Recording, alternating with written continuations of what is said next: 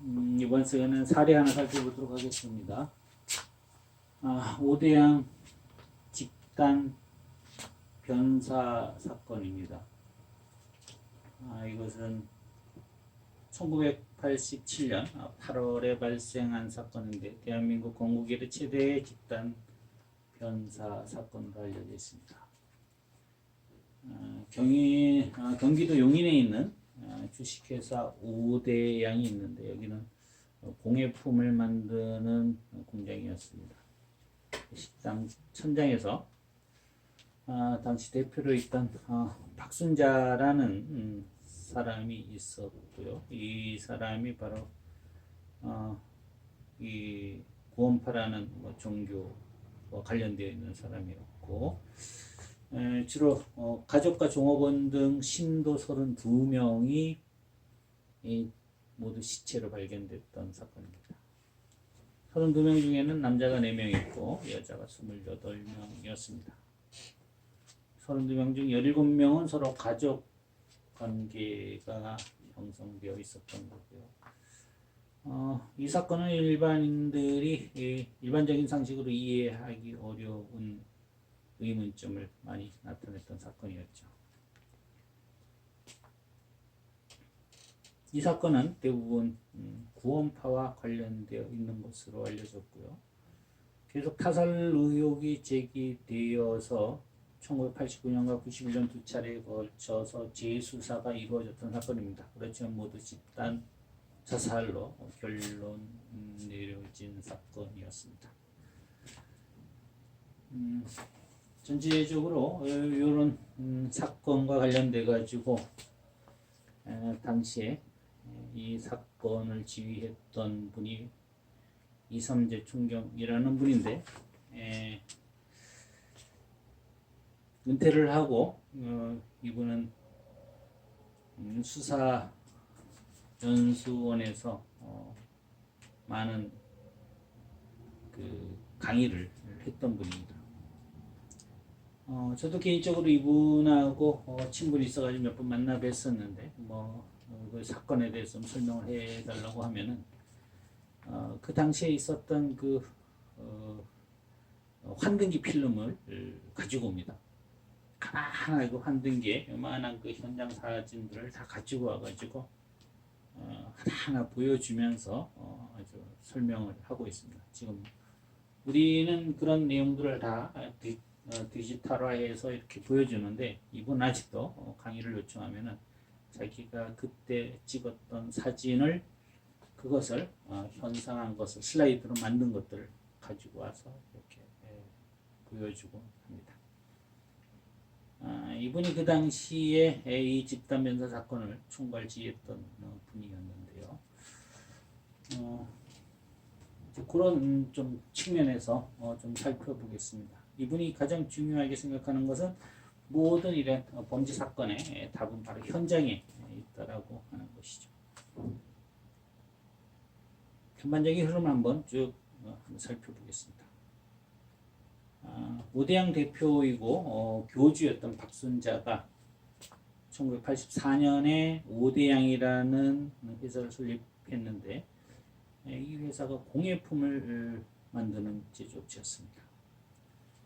그리고 종말론을 내세우면서 사이비종교의 교주로 행세를 해왔습니다. 이 사람은 신도들을 합숙 생활을 하게 하면서 배신자에게는 아주 가혹하게 폭행을 하는 등 나름대로의 카리스마를 형성하고 신도들이 위해 군림하고 있었습니다. 세상의 모든 돈은 오대양으로 들어와야 한다라면서 신도들에게 돈을 모아오게 했습니다. 사채까지 끌어들이게 했던 것이죠. 사이비 종교의 전형적인 수법입니다. 교세를 확장하기 위해서 돈이 필요한 것이고 그러기 위해서 신도들로부터 돈을 끌어들이는 것인데 이런 경우에는 사채까지 끌어들이는 것이죠.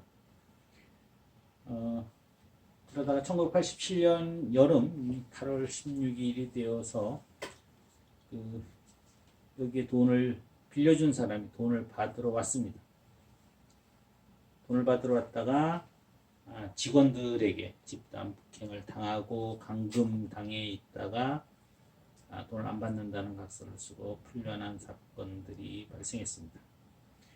바로 이 사람이 경찰에 신고를 하였고 오대양 직원들, 폭행한 직원들이 구속되는 일이 벌어졌습니다.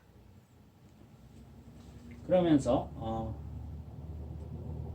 이 오대양에 대한 경찰 수사가 좁혀 들어오기 시작했죠. 많은 사람들이 돈을 빌려주고 받지 못했다는 그런 정황들이 나타났기 때문입니다. 이런 사건들이 언론을 통해서 보도되니까 이 박순자 또는 오대양에게 빌려줬던 돈을 빌려줬던 사람들이 자기 돈을 받기 위해 가지고 이쪽에 나타나기 시작한 것인데 당시에 그 돈이 80억, 100억 이렇게 엄청난 그 금액을 넘는 상황으로 발전하게 됩니다.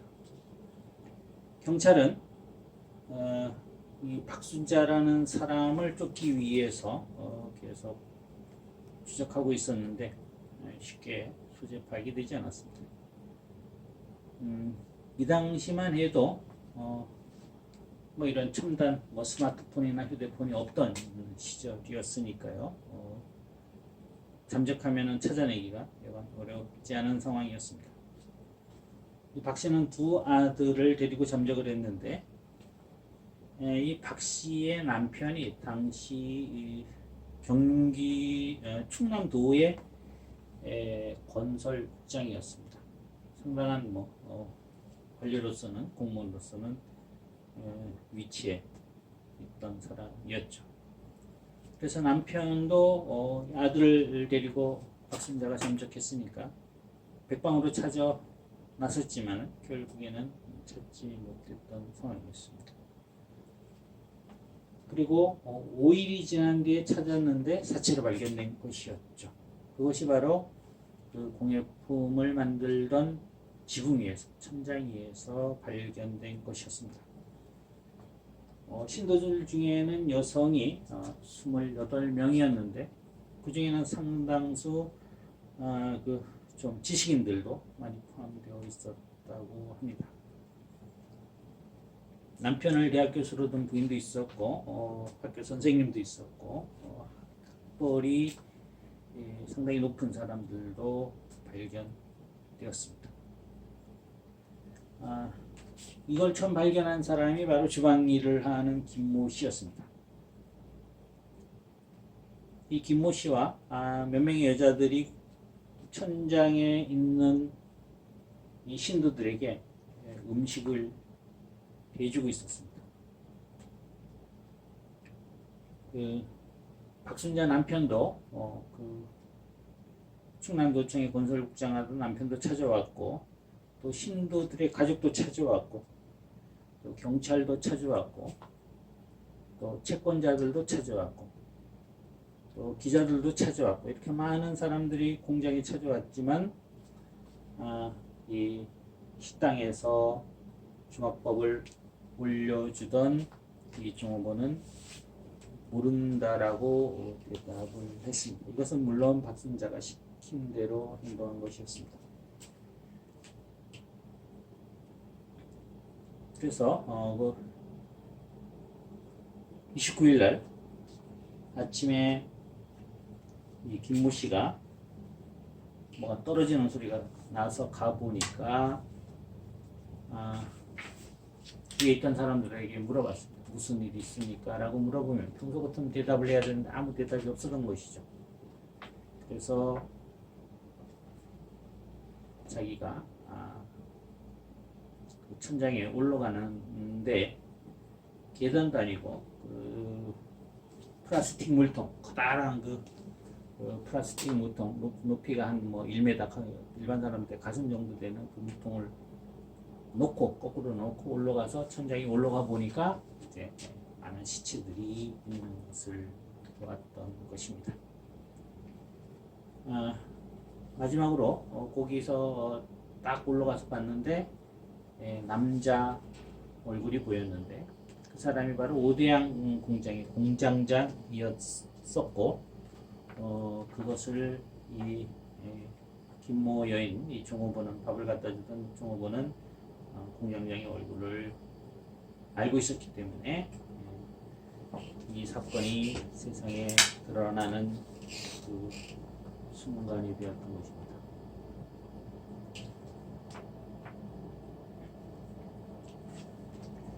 그날 29일 날 하루 종일 비가 내렸던 상황이었습니다. 아침에 이런 일이 있었고 당시에는 91년도에 경찰청이 생기고 그랬으니까 이 당시 87년이니까 당시에 치안본부였습니다. 치안본부에서 지시를 내려가지고 많은 그 수사관들이 달려갔을 때는 저녁 8시가 넘은 시간이었습니다. 여기에는 관할 지역인 수원지방검찰청의 검사들도 와 있었고 경기청에서 나와 있었고 또 용인 경찰서가 당시 관할 구역이었습니다. 오늘날 얘기하면 그쪽이 지금 초인구에 포함되어 있는 지역입니다. 이곳에 가니까 기자들까지 몰려와서 서로 취재 경쟁을 하고 있는 발 디딜 틈이 없는 상황이 나타났던 것이죠. 당시 이런 형사들이 올라가 보니까 시체들이 한쪽에 오글오글 모여져 있고 다른 쪽에 오글오글 모여져 있고 이렇게 있는데 시체들이 차곡차곡 쌓여 있는 모습으로 눈에 띄었습니다.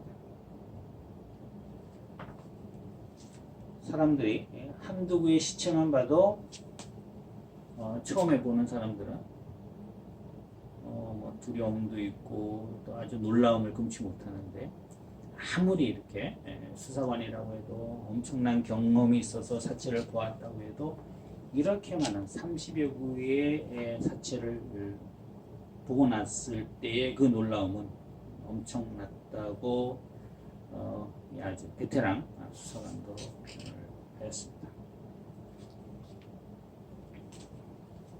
이분은 수사간부연구소 예전에 수사연수원이 있었는데 여기서만 20년 넘게 현장 감식에 대한 강의를 했던 분입니다. 당시에 보면은 32명이 어떻게 죽음에 이뤘는가에 대해서 판단하는 것이 가장 중요한 포인트였던 것이죠. 그것이 과연 자살인가 타살인가를 밝히는 것이 중요한 것이었습니다. 그리고 타살이라면은 거기서 죽었는지 아니면 다른 곳에서 살해되어서 공장 천정 안으로 옮겨졌는지 이런 것들에 대해서 진실 규명할 필요가 있었던 것이죠. 많은 재수사를 거쳐가지고 자살로 판결난 상황이지만 오늘날까지도 여기에 대해서 의문을 제기하는 사람들이 분명 있습니다. 그런데 결론은 마지막 공장장은 자살이고 나머지 31명은 타살로 결론 내어졌습니다. 두 번에 걸친 재수사 그리고 1987년에 이루어졌던 수사의 모든 결론들은 오대양 집단 변사 사건 또는 오대양 집단 자살 사건으로 정의하고 있습니다. 이 모든 사체들 부검이 이루어졌고요. 31명은 목이 졸려서 사망한 상태였습니다. 그리고 공장장이라는 사람은 이모 씨는 목을 메어서 질식사했다고 보험 결과가 나왔습니다. 이 공장은 그 화각장이라는 것이 있는데요. 이것은 쇠뿔을 얇게 펴가지고 그뭐 그림을 그리고 이렇게 장식하는 이런 이제 각질공예 일종인데 그런 것들과 민속 공예품을 만드는 그런 이제 제조 공장이었습니다. 대부분의 직원들도 자기네 그 신도들과 가족들 위주로 종업원들을 채용하고 있었던 것이죠.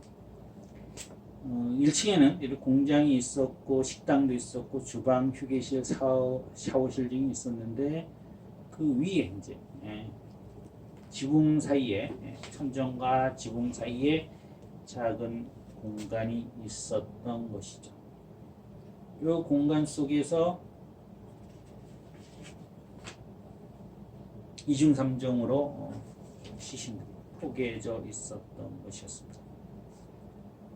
그리고 그 천정 위에는 석고보드가 깔려 있었는데 석고보드는 그 약하기 짝이 없습니다. 뭐 떨어지면 박살이 나고 성인들이 뭐 주먹을 한 대 툭 치면은 뭐 부서질 정도로 아주 그 재질 자체가 약한 것이죠. 석고라는 것이 우리가 뭐 석고상을 만드는데 아주 부드럽기 때문에 그런 걸 갖다가 뭐 미술하는데 재료로도 쓰고 하는 만큼 석고가 단단하지 않습니다. 아주 그 조각도로 하면 슥슥 잘 이렇게 뭐 공예를 할 수 있을 만큼 아주 그 무른 성질을 가지고 있기 때문에 튼튼하지 않죠. 그래서 튼튼하기 위해서 그 위에 강목을 대고 또 시멘트 블록을 대고 이래서 그 위에 나무 합축판을 깔아서 이 신도들 그리고 마지막 그 자살한 이경수라는 공장장까지 해서 32명이 그 위에 물로 가득 떨어지지 않도록 이렇게 한 것이었죠. 당시에 이제 용인경찰서 형사 중에 한 명이 이 위에 도로 다니다가 잘못 밟아가지고 아주 강목 이런 데를 밟고 이래야 되는데 잘못 밟아가 석고보드를 밟는 바람에 1층으로 떨어진 그런 사건도 있었습니다. 이런 걸 전반적으로 추리해 볼 때 4박 5일 동안 그 천정에 있었던 것으로 추정되었던 것이죠. 그러면서 또 하나의 의문이 이렇게 많은 사람들이 왔다 갔다 했는데 어떻게 4박 5일 동안 거기서 사람들이 묵으면서 들키지 않았을까? 또 하나는 다른 곳에서 살해된 채로 살해당한 후에 이쪽으로 옮겨진 것이 아닌가 하는 의구심이 많이 들었던 것이죠. 그리고 여기에 많이 이제 그 앞에 이 공장 앞에 있는 이제 뭐 작은 이제 가게가 있었는데 이 가게 주인이 이런 식으로 진술했죠. 이상하게 뭐그 봉고 차량이 들락날락하는 것을 봤다라고 진술을 했습니다. 이건 이제 수사관들 입장에서 보면 혹시나 다른 곳에서 살해되고 이쪽으로 이동된 것이 아닌가라고 이제 추론할 수 있는 가능성을 열어두게 된 것이죠. 32명이나 있었는데 여기에 많은 사람들, 기자, 경찰, 채권자, 가족들 이 사람들 찾기 왔다 갔다 했는데 모를 수가 있었을까? 밖에서 발자국 소리만 나도 알 수 있을 정도로 뭐 공장 건물 자체가 방음이 잘 되어 있는 것도 아니고요. 충분히 알 수 있었고 이런 사람들이 살려고 하면은 누군가에게 도움을 요청할 수도 있었는데 과연 죽은 듯이 4박 5일 동안 있었던 것인가? 아니면 4박 5일 동안 있었는데 몇째 날 이런 사람들이 다 살해를 당한 것일까에 대한 진실 검증이 시작되었습니다.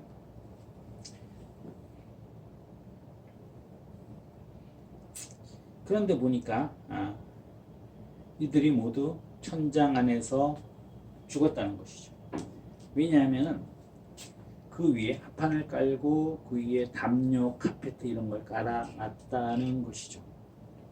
왜냐하면 보통 사체를 다른 곳에서 갔다가 옮기면은 이불까지 깔고 카펫도 깔고 이러지 않는 경향들이 많다는 것이죠. 물론 사체를 아주 정중하게 모시는 경우는 있습니다. 그거는 보통 근친 살인 같은 경우에는 자기가 뭐 살인을 해놓고도 아주 사체에 대해서 정중하게 예의를 표하는 경우가 간혹 있긴 하지만 대부분 경우에 사람들은 살해한 사체를 아주 정중하게 모시는 경우가 많지 않다는 것이죠. 그리고 그 천장 한 구석에 플라스틱 통이 발견됐는데 이게 바로 소변통이었던 것이죠. 그리고 또 이쪽에 검은 비닐봉지가 있었는데 이게 이제 대변을 보고 처리했던 이런 것들이 또 발견되었습니다. 여성들은 보통 가장 나이가 적은 여성이 만으로 20세였고 가장 나이가 많은 여성이 56세였습니다. 그래서 이 여성들에 대해 부검을 하면서 여성용품들도 이제 확인하고 이렇게 했던 것이죠. 그리고 사용하던 물통, 컵 이런 것들이 발견되었고 먹기 위해 가지고 오대양에서 유아용 이유식을 수입해서 판매하는 것이 있었는데 여기 나오고 라면 박스가 있었는데 라면 박스가 5박스가 있었는데 아마 장기간 은신하기 위해 가지고 이런 것을 가지고 올라가지 않았나 이렇게 이제 추정할 수가 있었는데 라면 박스를 한 번도 뜯지 않았던 상황으로 발견이 됩니다. 그리고 여기서 이 사람들이 그동안 먹었던 것은 주먹밥이었고 주방에서 일하는 김모 씨들이 주먹밥을 해가지고 위로 하루에 한 번씩 올려줬던 것인데 위에 현장 주소를 보니까 주먹밥도 많이 남고 거의 먹지 못했던 상황들이 나타납니다. 그리고 현장에 가보니까 많은 사람들이 이제 그 한쪽 그룹이 있고 또 한쪽 그룹이 있는데 한쪽 그룹에는 많은 사람들이 결박된 상태로 손과 발이 결박된 상태로 있었고 다른 한쪽에는 결박되지 않은 상태로 있었던 것이죠. 그리고 신도들의 그 외모들이 매우 단정한 상태로 터벅한 것이 아니고 아주 단정하게 이발 및 면도를 한 상태로 발견된 경우가 나타났다는 것이죠.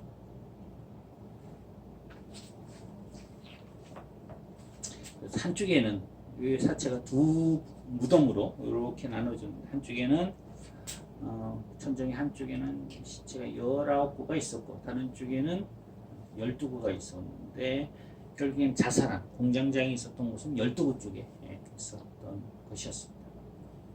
그리고 이 자살했다는 공장장만 빼고 나머지는 다 목을 보니까 목에 졸린 흔적이 있었고 그것은 바로 끈에 의한 흔적이 모두 발견되었습니다. 이 19명, 남자가 4명이었는데 이 19명 있는 그 사체 그룹 중에는 남자가 1명이 있었습니다. 그리고 모두 입에 코에 휴지로 막혀져 있었던 것이었죠. 보통 이제 예전에도 누가 사망하게 되면은 이 사체 부패액이 그 사람의 그 구멍들을 통해서 흘러나옵니다. 그래서 그 사람이 죽으면은 지금이야 냉동시설로 바로 들어갈 수 있지만 그것이 아닌 예전에는 다 이게 탈지면 솜으로 해서 이런 곳을 틀어막았던 것이 부패액이 좀 흘러나오지 않도록 하는 측면에서 있었는데 누군가는 이런 좀 조치를 하지 않았나 하고 살펴보니까 사람이 죽으면 이런 부패액이 이런 이제 구멍을 통해 가지고 흘러나온다는 것을 알고 있거나 아니면 예전에 사체를 처리해 본 경험이 있거나 뭐 이런 사람들이 이런 짓을 하지 않았나 하고 살펴봤는데 여기에 있던 사람 중에 하나가 이제 간호사로 일하던 사람이 그룹에 19명이 있던 그룹에 있었던 것이죠. 그래서 이런 사람들 기본적으로 사람의 일에 뭐 사체, 사후에 일어나는 그런 사후 징후에 대해서 알기 때문에 이 사람이 휴지로 그런 입도 막고 코도 막았을 거라고 이제 추정을 했습니다. 그러면이 간호사가 가장 늦게까지 살아남았을까 이렇게 묻는데 이 간호사 위에 또 하나의 시신이 올려져 있었던 것이죠. 그렇게 보면 이 간호사가 이 위에 있는 시신보다는 타살됐다라면 더 먼저 사망하게 됐다는 말이 되는 것입니다. 그리고 여기 보면은 쭉 보니까 저 벽 쪽에서부터 하나 이렇게 다 살해를 하면서 마지막까지 이렇게 왔는데 간호사가 있었고 간호사 위에 한 명의 여자가 있었고 그다음에 이쪽 그룹에 있던 남자가 마지막에 있었다는 것이죠. 그러면은 이 사람들이 처음에는 일부분에 보면 앞쪽에 있는 사람들은 다 결박이 되어 있었는데 나중에 결박이 되지 않은 것들이 묶는 끈이 모자라서 그랬을 수도 있고 또 하나는 반항을 하지 않았을 수가 있는데 이런 것들이 종교적인 신념에서 비롯됐을 때는 묶지 않아도 반항하지 않을 수 있다고 보는 것입니다. 그래서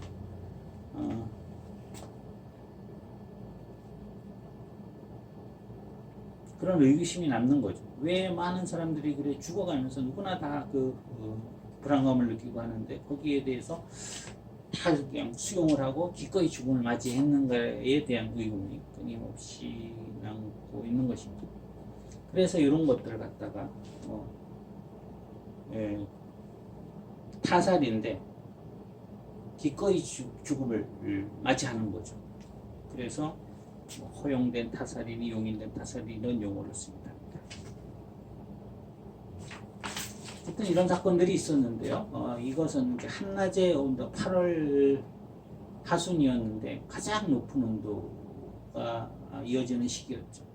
그래서 그 천정에 있으면서 상당수 많은 사람들이 탈진했고 종교적 신념에 의해 가지고 죽음을 기꺼이 받아들이고 마지막 남자에게 너가 다 이 신부를 죽이고 너도 죽어라 이렇게 하고 그 공장장도 거기에 따라 가지고 이렇게 했을 것으로 보여집니다. 그래서 나중에 조사한 결과를 보니까 이 경찰서에서 밝혀진 것만 해도 한 170억 원 정도의 사채를 쓴 것으로 알려졌고 그것을 두려워해서 아마 이 박순자가 이렇게 집단 자살을 선택한 것으로 추정이 됩니다. 이것은 엄청난 사건임에도 불구하고 모두 자살이었기 때문에 결국에는 누구도 처벌되지 않았다. 이런 사건이었습니다. 많은